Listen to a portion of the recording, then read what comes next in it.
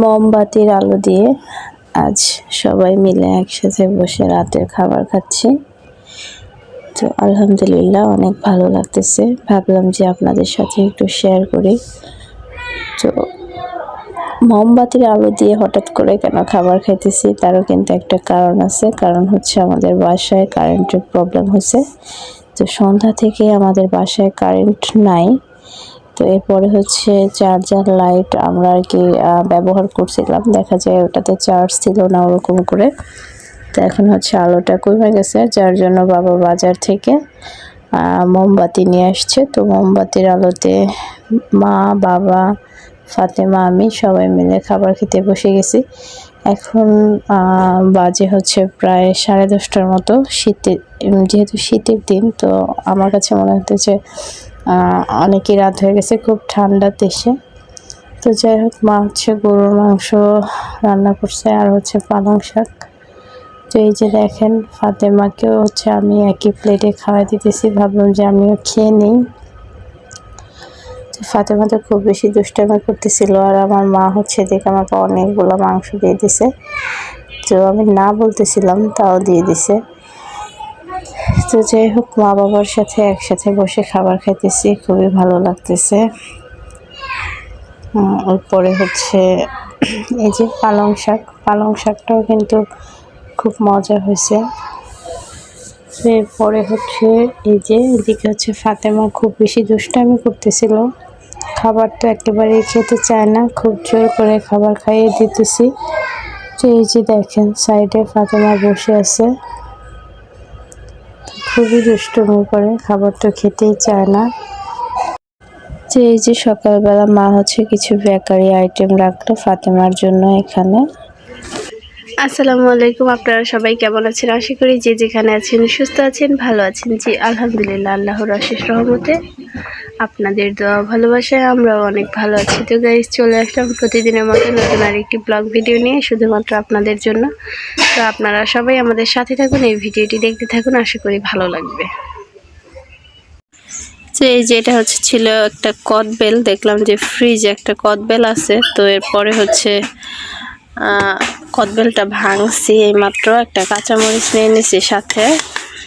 আর এই যে কদবেলটা অবশ্য পাকা কদবেল এরকমই হয়, দেখেন কালো, কিন্তু কালারটা অবশ্য একবারে কফি কালার হয় নাই। তো আরো পানি ঢালো। একা একা নাকি গোসল করবা, আবার মাথায় শ্যাম্পু আছে কেন? তো এই যে মেয়ে হচ্ছে ওদিকে একা একা গোসল করতেছে গোসলখানায়। আর দুপুর হয়ে গেছে, আমার কাছে এই ফ্রিজ খুলে দেখলাম কদবেলটা। এরপরে হচ্ছে কদবেলটা ভাঙা নিলাম, দেখেন। তো এখন হইতেছে আমি এই কদবেলটা আর কি মাখবো। হ্যাঁ, আর একটু পানি দাও মাথায়। এই যে এই কাঁচামরিচটা পুরাটাই দিব, কারণ হইতেছে একটু ঝাল ঝাল, না হলে ভালো লাগে না।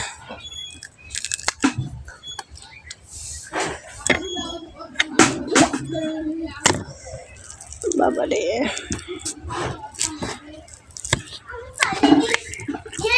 এখন হচ্ছে লবণ লাগবে।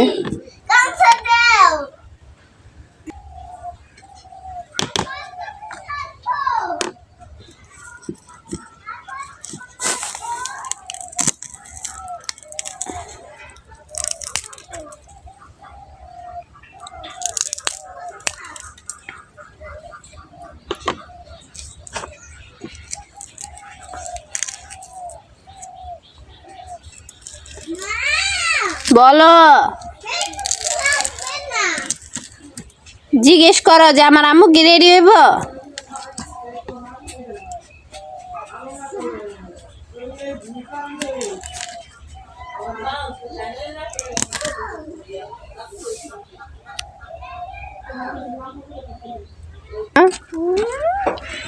এই যে ফাতেমার গোসল হয়ে গেছে। ফাতেমা হইতেছে কি খাইতেছ? কদবেল খাইতেছে, চুল পেঁচে এখানে রাস্তায় চলে গেছে। 3 পিস পড়ছে আজকে ফাতেমা। খাও কদবেল, দেখো ঝাল দিছি বেশি। অত ঝাল খেতে পারবা? তো গাইস এই যে এখানে হচ্ছে মুরগি, এটা হচ্ছে আমার আব্বা বাজার থেকে নিয়ে আসছে। তো এখন হইতেছে এই মুরগিটা আমি কাটবো। মা ড্রেসিং করে নিয়ে যেতে পারে না, অশান্তি। এই মানে ফালাই দিবা না, বাঁচবা। ড্রেসিং করে নিয়ে এলে সুন্দর, চামড়াও নেওয়া যায়। আনে না, তুমি কইতে পারো না নাকি? আবার ড্রেসিং করাটা মুরগির মাংস ভালো লাগে না, সিদ্ধ সিদ্ধ লাগে। এখানে মুরগিটা হইতেছে আমি কাটবো। এখানে হইতেছে ভাত বসায় দিছি, আমি হচ্ছে চুলায় জাল দিতেছি। আমার মা অবশ্য কাজ করতেছে, কলই শাক কাটতেছে।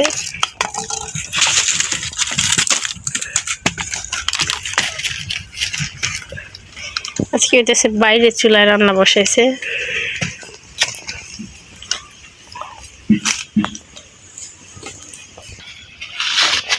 এই যে এগুলো হচ্ছে আমাদের ক্ষেতের কলই শাক। কলই শাকে ফুল হয়ে পড়ছে মা, তো এই শাক খায় মজা আছে।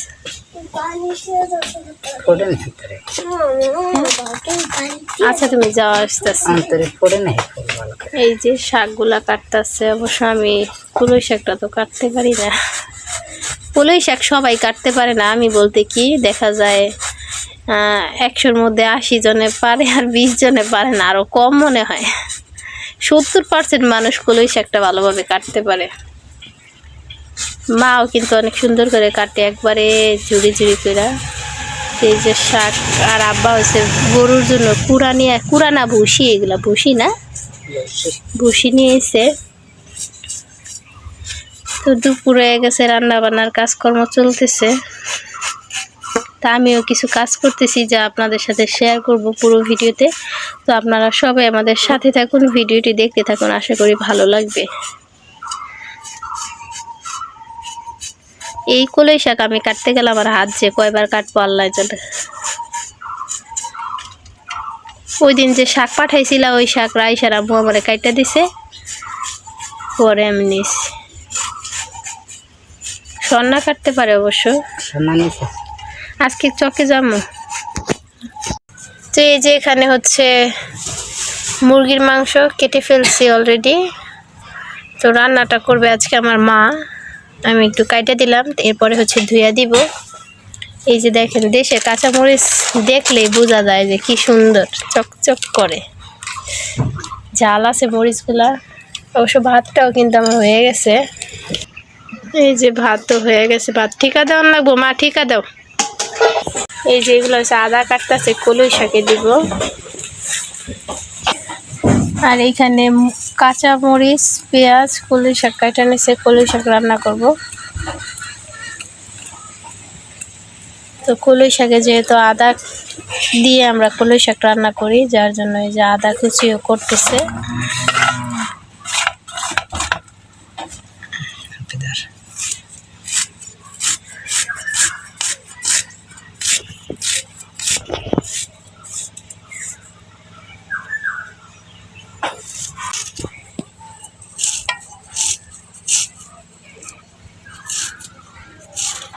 তোমার হাত কাটছে কেমন মা?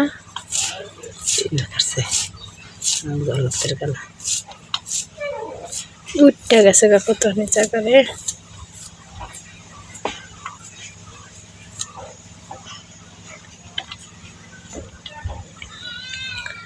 অবশ্য যে জায়গাটা আমরা বসে আছি, এই জায়গায় হইতেছে আমাদের বড়ই গাছ ছিল, বড়ই গাছটা কাইটা হয়েছে। এই যে ঘরটা আর কি রান্নাঘর উঠাইছে।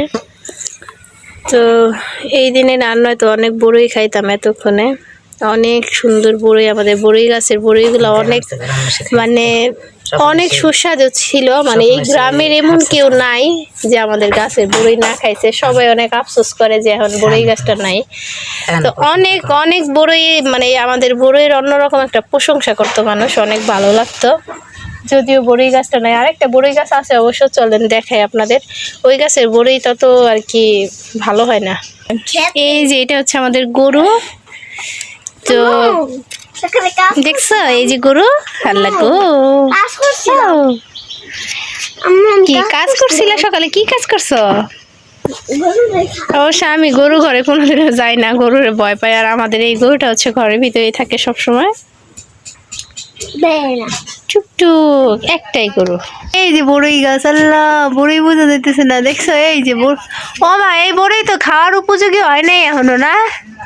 এটা ছোট্ট একটা গাছ, খুব বড় না, আর জাতটাও তো এরকম ভালো না। পেয়ারা গাছ আছে, এই যে আম গাছ আছে। ও মা, এবার তো মাশাআল্লাহ, আল্লাহ দিলে ভালোই আমের ফুল আইছে না? এই যে এখন হচ্ছে দুপুরে রান্না বান্না করা হয়ে গেছে। মা হচ্ছে রান্না করছে কলমি শাক, আর হচ্ছে সাথে ধইনা পাতা ভর্তা বানাইছে, রসুন পাতা ভর্তা, আর তারপরে হচ্ছে কাঁচামরিচটাও ভর্তা বানাইছে খুব ঝাল করে। তো এদিকে হচ্ছে মা আমাকে তরকারি বাইরে দিতেছিল, মুরগির মাংস রান্না করছে।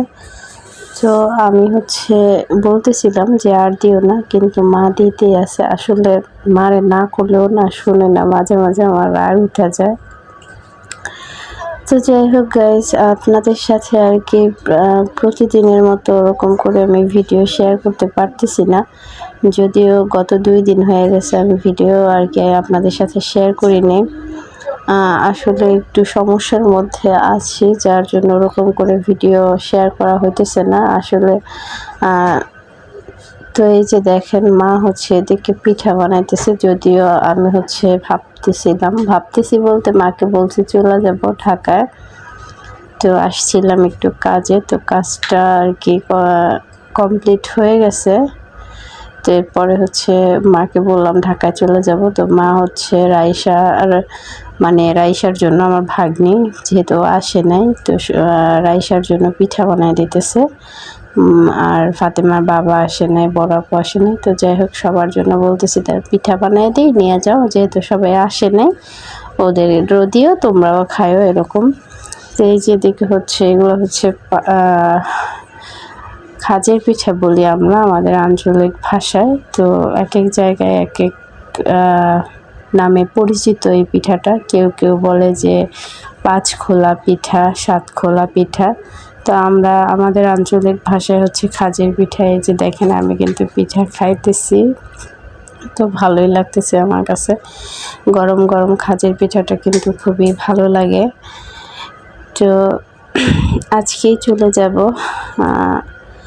বিকেল হয়ে গেছে। তো এই যে দেখেন, এর সাথে হচ্ছে আরও একটা পিঠা বানাইছে, এটা হচ্ছে তেলের পিঠা, আন্তাসা পিঠা বানাইছে, যেটাকে আমরা আঞ্চলিক ভাষায় আন্তাসা পিঠা বলি। তো এটারও কিন্তু আর একটা নাম আছে, সেটা হচ্ছে পোয়া পিঠা বলে অনেকে। তো যাই হোক, আজকে আপনাদের সাথে যতটুকু পারলাম শেয়ার করার চেষ্টা করলাম। জানি না আজকের এই ভিডিওটি কার কাছে কেমন লাগবে।